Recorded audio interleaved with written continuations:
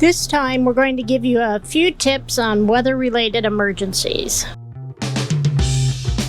In particular, high winds, like microbursts, dust storms, and the like. That thing's big around as my waist. Granted, it was kind of top-heavy. Chris is still working on that elephant, one bite at a time. I think he's about 3/4 done with the rig. We may need another bottle of compound. The wax seems to go a lot farther. And the thunderhead with all kinds of rain moving in on us.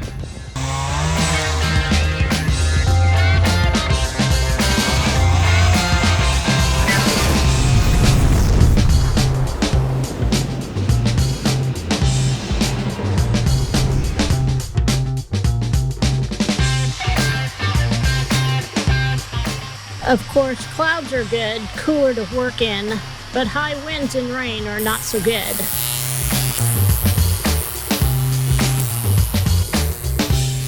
I'm impressed how well the compounding works.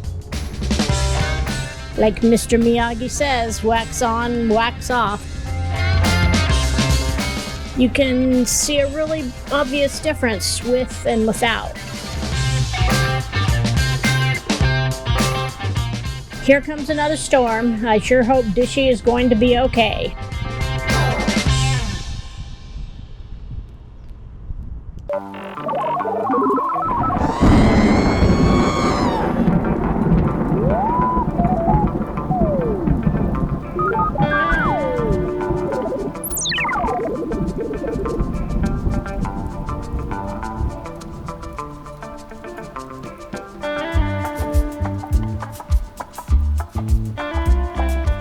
Just walking around and kind of checking out our awning to make sure that nothing has happened to it.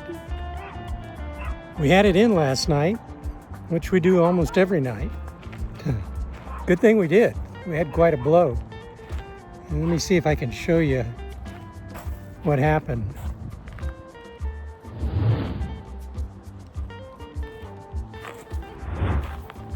It's not very evident from here, but I'll cut the video over because I can't switch in the middle and show you what it was to the dog park. So if you take a quick look down there,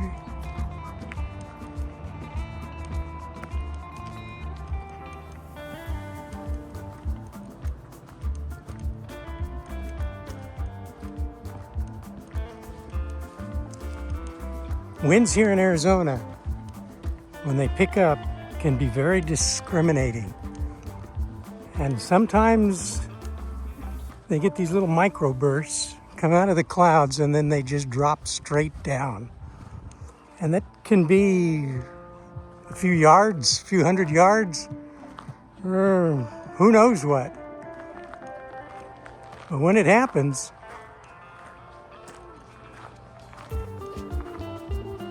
thing's big around as my waist. Granted, it was kind of top heavy, but oh my goodness. That's our rig over there. We weren't that far away from it. Sure glad it wasn't us. We barely even felt it. We heard it. We heard the wind.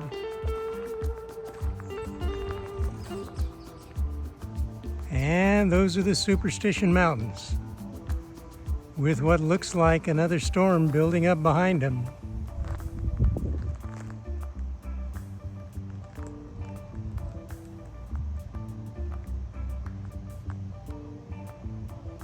To give us a big hello this evening. We'll see how we do.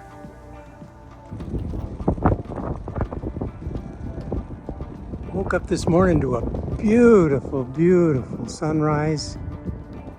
Look out west, it's so pretty. Nice little fluffies. And then taking Chris out, getting ready for a walk. And look at the transition. That's our rig. Red sky in the morning, sailor take warning. Superstitions in the background. And the thunderhead with all kinds of rain moving in on us. So we're gonna hurry up and get our little walk done. Huh, buddy? Busy? Yeah. Let's see if we can beat the rain. I hope so. Weather, like every place in the lower 48, has its own unique conditions. Thinking of the Northeast, you're thinking of extremely cold and snowy conditions, as well as some very beautiful summer times. While the Southeast has some hurricanes and unbelievable flooding. If you're thinking about the Central Plains, you're probably thinking about tornadoes. Here, Scarecrow, wanna play ball? Side note, I love The Wizard of Oz, but Shelley not so much. Something about the flying monkeys just kind of freaks her out. Take special care of those ruby zippers. I want those most of all. Here in the Southwest, in the Sonoran Desert, we have some really wild temperature fluctuations. At times it can be quite cold at night and then triple digit scorching during the day. We also get these things called microbursts.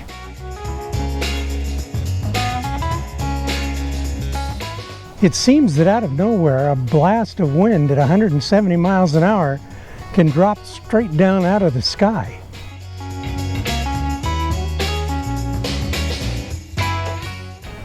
But it's usually associated with our weird thunderstorms. Yeah, I hear you. It's odd because it can tear a tree apart and flip mobile homes, and a few yards away, nothing but some strong wind. Here's a neat trick, a way to differentiate between tornadoes and microbursts. Look at the damage to the trees in the area. Those destroyed by a tornado will look like they've been twisted apart. Those that have been damaged by a microburst will look like they've been snapped in half. Straight winds versus curly winds. It kind of looks like we had a sort of micro mini burst here in our park a few days back. Nothing really much damage other than one tree in the dog park did kind of suffer its wrath. It happened over the weekend, and a crew did finally get here Wednesday to pick up all the different parts of the tree and trim up the damage. Well, they're kind of making short work of it.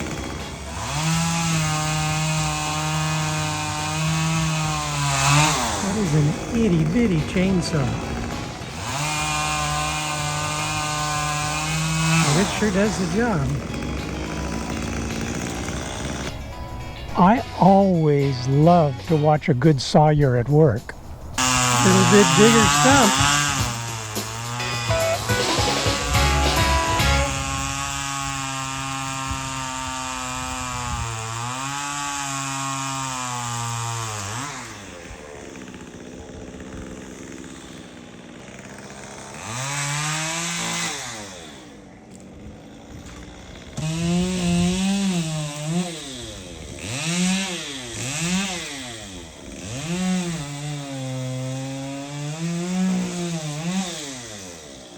A sawyer is what the Forest Service calls a firefighter that's trained to fell trees. They can drop a tree, a massive one, exactly where it needs to go without any collateral damage. They're pretty amazing.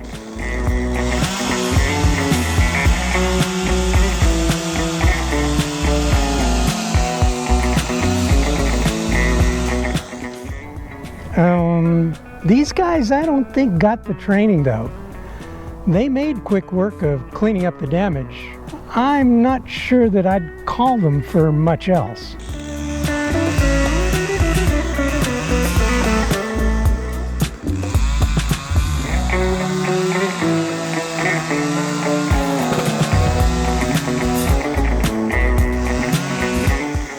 The weather has been its usual unpredictable self, beginning at 110 and quickly switching to 70s and 80s with dust storms rolling in.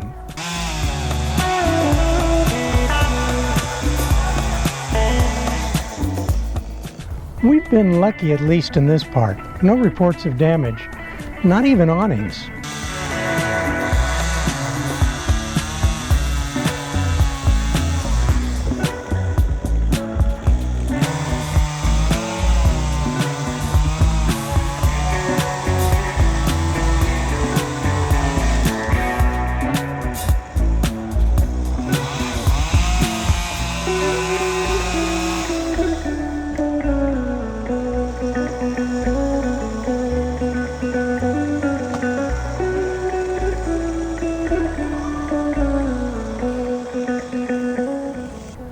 We would like to suggest some food for thought for wherever you're traveling to.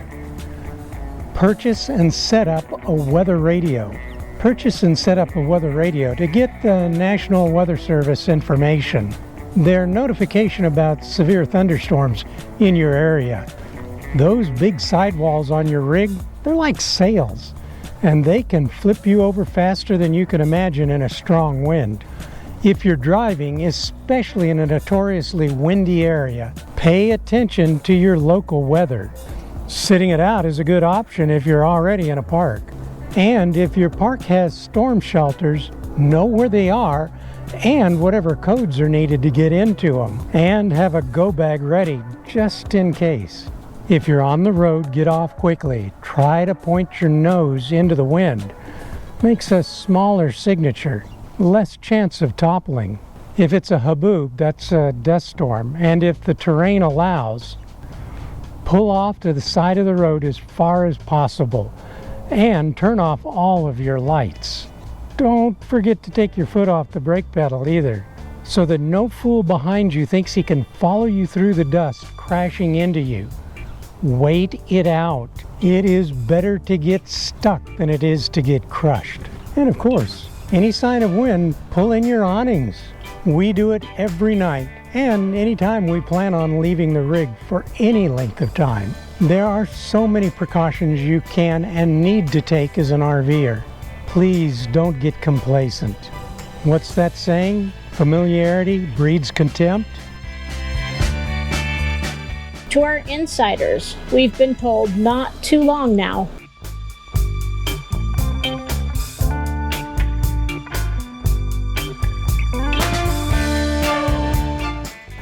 I'm sure you guys can all think of something that we've missed. Please leave them in the comment sections below this video. And as always, please remember to travel safe